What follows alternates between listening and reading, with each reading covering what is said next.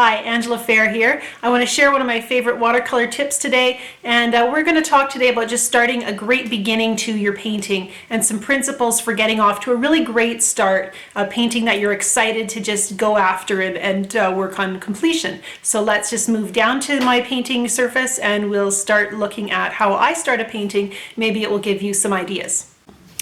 Okay, so I've got my works area all prepped for painting, and my palette is prepped, my paper is taped down, and if you're interested in any more details about how I prepare my supplies and the supplies I use, I encourage you to check out my basic techniques course on my website, learn.angelafair.com, and or some of my other YouTube videos. I do touch on that briefly as well. Now, what I like to do when I start a painting is I tend to think in terms of working in layers, and I've found that as I've gotten better at watercolor, I really only do about 3 layers when I'm creating a painting most of the time. And I think as a watercolor artist, the goal is always to avoid overworking your painting. And you do that by just trying to really simplify and edit and be wise about how much time you spend building up those layers.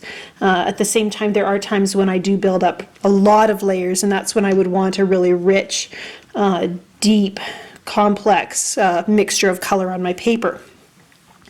But most of the time I'm working in 3 layers, and I like to think of it in terms of working large, medium, and small. And what I mean by that is, for this very first layer, I want to block in the shapes in my painting. And so I want to work at looking at the largest shapes and really simplifying my image. So if I was painting a landscape, maybe that would mean getting the very basic large shape of the sky blocked in.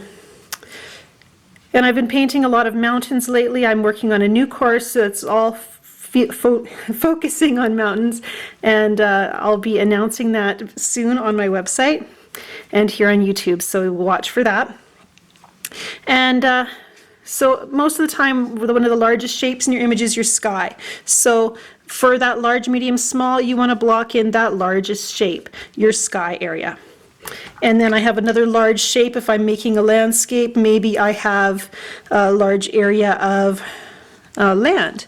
So maybe I want to block in the very basic shape there. And because I'm working in layers as well, I'm also thinking in terms of getting those underlying colors. So I'm blocking in the largest shape, and I'm also kind of getting the most basic essence of the color down at this stage. So that means I'm not working super dark, but I'm just getting those shapes in, and I know I want theirs to have some greens in it, so we get those greens in. Being careful maybe not to get too dark. And then of course we would have our mountain area, and we'd want to block those shapes in as well. We're working large, medium to small, light, medium, dark to very dark, and we're working looser to tighter and wetter to drier. So there's all these aspects of extremes. And so at this stage we're working, we really are working on the extreme. We're getting the extreme largest shape in. We're getting the largest shapes. We're getting the lightest colors. We're using the most amount of water in this early stage.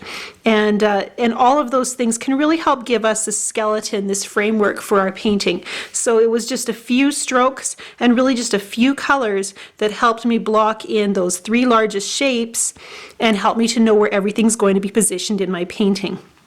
And then from there, I can tighten up a little bit if I want to. Let's see here, maybe put a river in here. Well, that's not hard to do. Just here I've blocked in the shape of maybe a river, or maybe it's some other shape that I want to put in.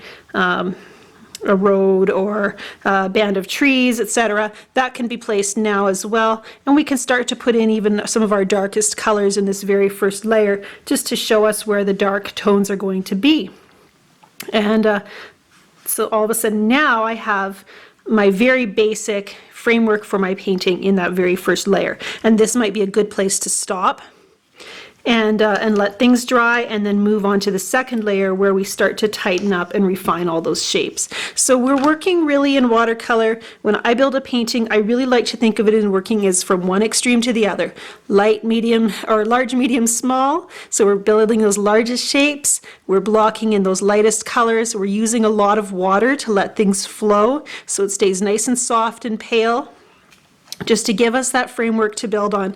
And now that all that is isolated, you can see I didn't even need to draw, because those pale colors just gave me my suggestion of shapes that I can go into later and tighten up. So we'll come back and look at this finished painting in a few minutes, but I just wanted to show you what my first layer might look like and what my thought process is as I build a painting from blank paper right to a finished image. And as you can see, I've built up a lot of additional color here, and I had the freedom to do that because I knew where everything was going to go. My first layer gave me that foundation, and then I was able to just build my shapes on that, upon that. And at the same time, there are areas where I didn't really add a lot of paint. I really only have two. I think I went in with the second layer and then added a third layer of just fine details. And there are some areas of this painting that didn't get any more paint after that first layer, all those lightest areas. So instead of having solid white paper in behind, I had a very lovely thin layer of color that just gave me that suggestion of maybe my grasses or my sky shapes. And then I could build from there and add my darker colors, add those details that really finish a painting off. And again, this is the same technique that I would use whether it's a complex subject with a lot of different elements, or just a simple landscape scene like this. I start with that first layer to really help me position everything on the page, and then I go from there. What you'll find is that if you start to think of your first layer as being your opportunity to create that foundation for your painting, it will change the way you approach it. It will help you to simplify your subject and not get so confused as to maybe how to get started and what you need to put in that initial beginning layer of your painting. So just think in terms of building that foundation, and use your color and value to suggest that, and block in those largest shapes, and then build up from there. And just have fun with it. See how free and loose you get with that first layer, and then build and refine upon it later.